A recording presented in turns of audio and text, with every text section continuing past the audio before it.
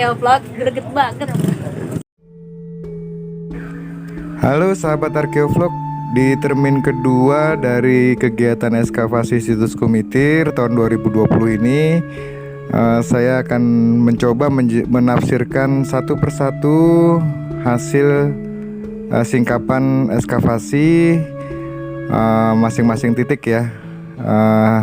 Saya akan mulai dari dinding talut sisi timur trans 1A, kemudian trans 2A. Selanjutnya nanti akan terus bergerak ke sektor A, B, C sampai kemudian bukaan di sisi barat dan sisi utara. Oke, saya mulai hari ini mendalami dari dinding talut sisi timur.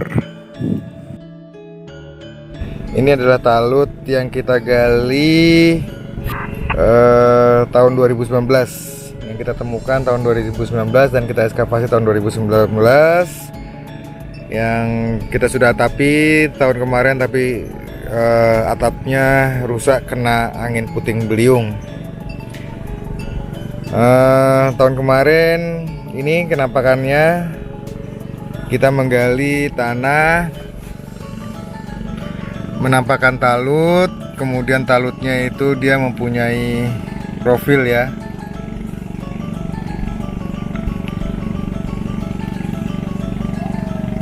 Ya, ada 12 lapis. Terus kemudian di bawahnya dia ada profil 1, 2, 3, 4. Terus kemudian ketemu lapisan pengerasan dari bata merah. Nah, kita di titik ini kita coba buka sedikit kotak dan kita mendapati ada 6 lapis ke bawah dan kemudian habis. Jadi total ke talut ini dia sebanyak 32 lapis bata. Ini yang kita dapatkan data kemarin, sehingga yang ini kita gunakan untuk strategi penggalian di sisi timur sampai pada pengerasan bata saja. Ketika menemukan pengerasan bata seperti ini, stop, karena cuma 6 lapis ke bawah pasti kita akan habis gitu ya. Sudah menemukan pondasi dari talut itu sendiri yang sengaja memang dipendam. Oke, kita lihat lagi konstruksinya. Talut ini dia menggunakan teknik bata gosok. Bata gosok itu 2 buah bata yang permukaannya kemudian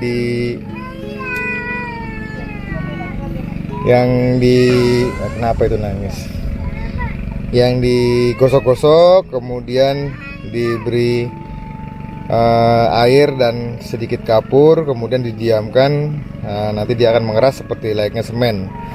Kalau dalam pemugaran saat ini kita menggunakan semen ya, untuk mempercepat proses dia perekatan antara kedua bata ini. Biasanya yang direkatkan itu ada 2 sisi ya. Misalnya pengerjaannya dari sini, sisi sini sudah jadi, yang digosok dulu sisi ini sambil meratakan juga sisi ini, kemudian nanti didiamkan. Setelah digosokkan, nanti ada butir-butir bata yang lepas karena proses gosokan itu. Terus kemudian didiamkan sebentar, dikasih air dan kasih kapur, terus didiamkan sebentar, terus kemudian merekat, dan terus dikerjakan begitu. Kelihatan di sini dia teknik bata gosok, tapi pada bagian atas dia tidak menggunakan teknik itu. Dia menggunakan teknik kotor ini ya, antara bata-bata ada spesi tanah pada bagian lantai. Oke. Kemudian kita lihat juga pola yang berbeda. Kalau kita ada cop strike ya dalam pemugaran, Gampangannya gini, saya pakai bahasa istilah yang gampang.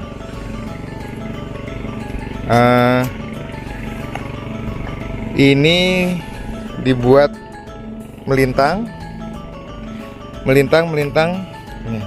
gini ya, sisi panjang gitu ya. Yang nampak sini, sebelah sini sisi panjang. Kemudian kita dapati hal yang berbeda di sebelahnya. Sisi pendek, sisi lebar, sisi lebar, sisi lebar. Sisi panjangnya sebelah sana. Kenapa demikian? Biasanya itu untuk perkuatan atau mengikat dari bagian ujung bingkai atau bagian atas begitu ya. Variasi ini kita temukan konsisten di talut. Baik, kita ke sana. Ya. Sisi lebar, lebar, lebar, lebar, lebar, lebar, lebar, lebar, lebar, lebar, lebar, lebar, lebar, lebar, lebar, lebar, terus lebar. Sisi lebar yang menghadap ke sini, sisi lebar. Nah, kemudian di sini kita menemukan sisi panjang, panjang, panjang, panjang, panjang, gitu ya. Terus sana nanti lebar, lebar, lebar lagi. Kenapa? Itu yang menarik dari talut ini. Kemudian juga permukaan yang aus kita temukan pada dinding talut, ya, tidak rata. Walaupun sudah mengalami penggaraman ini, tapi nanti kita kalau sudah selesai ekskavasinya kita bersihkan, kita konservasi. Tapi kelihatan tidak rata, sama seperti temuan baru dinding sisi timur di Trans 2A juga sama. Permukaan sisi halus atau sisi yang menghadap kita ini dia tidak dalam kondisi sudah dalam kondisi aus. Oke. Ini kita harus segera melakukan konservasi ya. Baru kita terakhir Oktober walaupun sudah memang sayang atapnya jebol, jadi sehingga mempercepat lumut tumbuh begitu, terus panas hujan itu menyebabkan kerusakan. Belum lagi ketika pada saat ditemukan diinjak-injak begitu sehingga pada pecah ini. Terus ini batasnya 2019 bagian atap bambu sementara walaupun sudah rusak ya. Nanti insya Allah tahun ini kita perbaiki lagi. Terus yang ini merupakan ekskavasi 2020.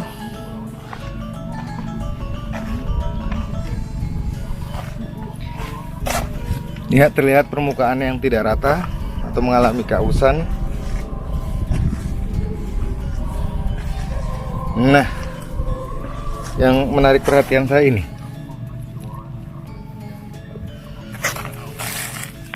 ada guratan yang terbentuk.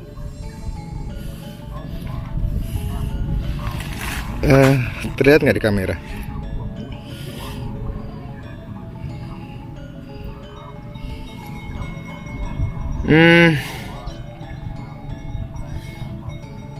Seperti dipacak apa? Ya, ada dia proses dihaluskan kembali. Oke.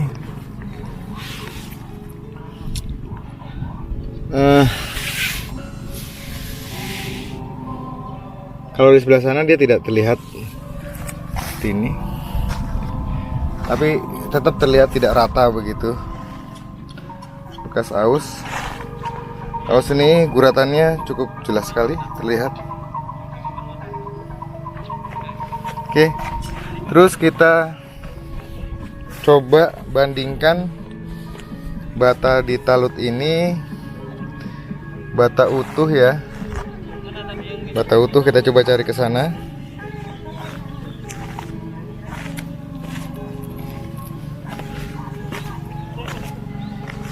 Bata utuh. Oke. Ini kita ambil sebagai contoh. Ya, nih saya bilang tadi yang saya maksud tadi, dia menggunakan bata gosok sehingga dia lebih solid begitu merekat ini. Kemudian dia pakai isian dengan spesi tanah. Dan coba kita ambil sampel bata utuhnya.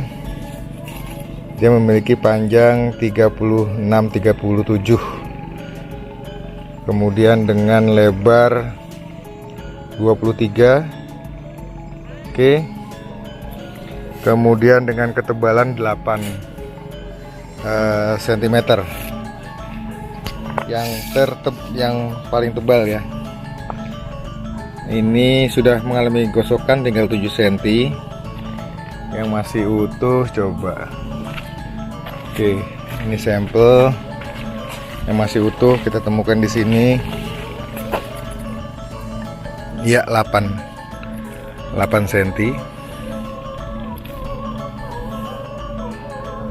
8 cm dengan panjang ya 34 meteran saya sampai lecek. Terus lebarnya tadi ya 23. Jadi panjang 34, lebar 23 dengan ketebalan 8. Lebih tipis kita temukan saat dia sudah menempel bata gosok begini, karena memang ada dalam proses gosokan dia itu dipacak atau dikurangi, kemudian digosok-gosokkan begitu sehingga lebih tipis dari bata aslinya. Hah? Kurang pinter aku. Oh gitu.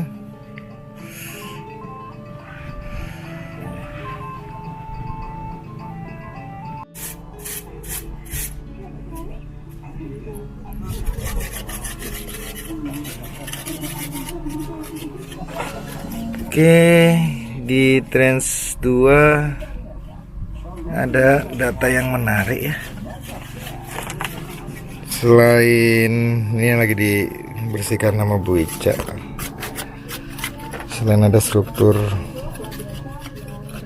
bata 1, 2, 3, 4, 5, 6 lapis, terus kemudian ada berselang tanah, terus kemudian di bawahnya ada talut. Jadi dua kebudayaan yang tidak nyambung, atau bukan satu kebudayaan tapi dua kebudayaan, dua layer budaya, ya. Terus ada temuan menarik lain, stratigrafi. Ya, kelihatan ada lapisan pasir berselang-seling membentuk stratigrafi di dinding sebelah timur talut timur. Jadi berbatasan langsung ini material yang mendisposisi talut begitu ya. Ternyata ada pasir berselang-seling yang merupakan rangkaian seperti sungai atau aliran air, kemudian berlanjut ketutup lempung tanah liat ya, jenis Terus kemudian ada pasir kembali, pasir, kemudian lapis budaya. Di lapisan ini pasir, ini ada lapis budaya, dan kemudian di atasnya kemudian ada lapis budaya yang kedua di atas lapis budaya talut. Oke. Yang menarik juga di stratigrafi sisi timur dari talut timur. Nah, ada lapis budayanya sampai segini, pasir, terus kemudian bawah pasir lempung, terus bawahnya ini perkerasan bata ya, yang di kalau sana bentuknya runtuhan-runtuhan gitu. Nah, di sini stratigrafinya jelas sekali.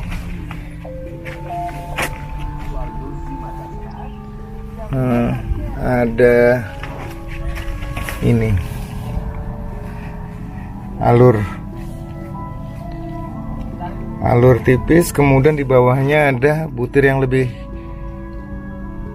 besar. Ini berada di timur dari talut timur. Terus itu berada di level ini. Nah, masih di bawah level ketinggian talut. Pertanyaan yang kemudian muncul di benak saya, apakah di timur talut, dari sisi timur itu talut ini memang dirancang untuk ada air di sini ya, air yang di luar talut. Jadi bagian dalam ini tidak longsor. Di sini dulu dia alirin air dengan bukti stratigrafi ini.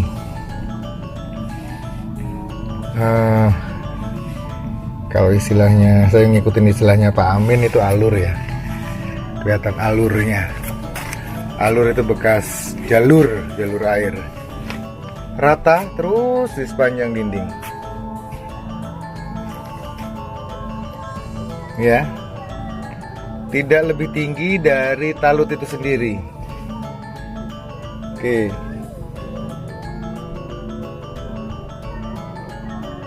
Sebelum akhirnya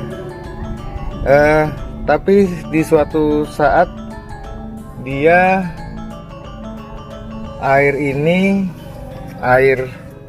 yang berada di sisi timur dari talut ini, sisi luar begitu,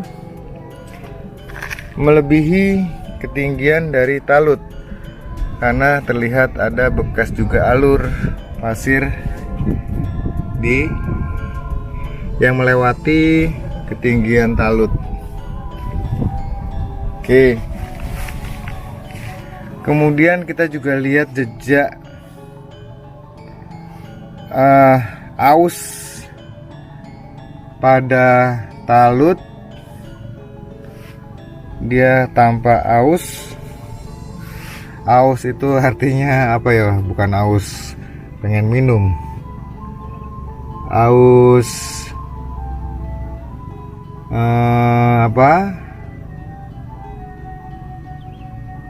apa ya istilahnya? Ya aus bahasa Indonesianya ya. Terlihat aus, berlubang-lubang, tipikal sekali. Ini bekas memang di sisi timur dari dinding talut timur. Kemungkinan ada air ya ada air yang melewati, yang berada di sisi luar dari talut. Jadi talut ini kemudian untuk menahan tanah yang bagian dalam, sini bagian luar itu air, dan ini di talut ini dibangun untuk itu, sehingga di sekeliling dari talut itu merupakan lapisan air, dikelilingi air atau benteng air. Jadi air. Oke. Sementara gitu kayak saya membacanya saya. Yang kemudian dia sementara itu yang bisa saya baca. Terus kemudian sedimen-sedimen ini semakin meninggi, semakin meninggi, terus akhirnya ke beluber ke melebihi dari ketinggian talut. Dan ini merupakan ya memang komponen yang lepas begitu, yang di dalam, yang tenggelam di dalam air atau parit begitu ya, di luar dari talut. Nah, kalau ini memang setelah situs Kumitir tenggelam oleh bencana, saya tetap masih melihat ada unsur bencana di sini. Terus kemudian dibangun lagi peradaban di situs Kumitir. Bila demikian, maka pertanyaannya adalah apakah yang di sektor A, B, C, D sejaman dengan talut? Betul gitu ya pertanyaannya ya? Jangan-jangan nanti beda zaman. Oke, itu kita kantongin dulu. Berarti untuk mengetahui apakah yang di sektor A, B, dan C itu sejaman dengan talut, kita kantongin dulu pertanyaan itu. Jangan-jangan beda zaman.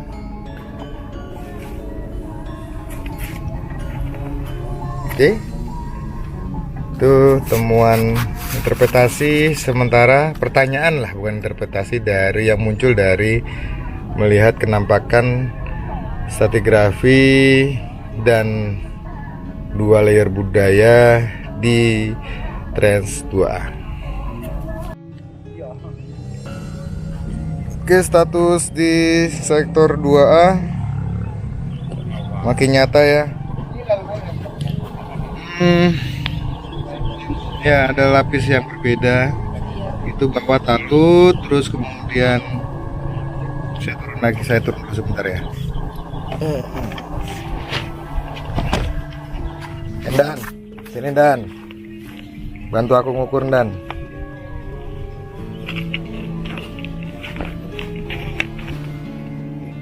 Berapa senti itu Dan? Iku lho. Mudun. Iya, mudun. Mas Genong, Komandan Tapak Jejak Kerajaan. TSA. Oke, berapa senti selisihnya? 73 pas. 73. Ya. Oke, thank you. Ini dia terlihat lapis budaya yang berbeda ya. Yang sini, yang ini. Dari talut ke lapis bata yang teratas, yang terbawah. Bukan, bawahnya lagi. Ini. Bukan. Oh, yang ini.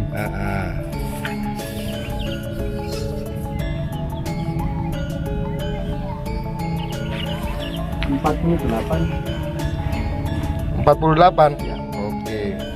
Ya. Sebelah sana 50, ini 48. Cakep ya, syukur ya. Di atas itu nggak tahu nih bagian dari apa. Cuma jelas-jelas sekali Mana bocah? menumpang dengan selisih 48 sampai 73 Ini pilar cm. Nggak tahu. Talut itu ya. Oh iya, ini pilar. Ini. Bagian pilar ini, terus itu bagian dalamnya.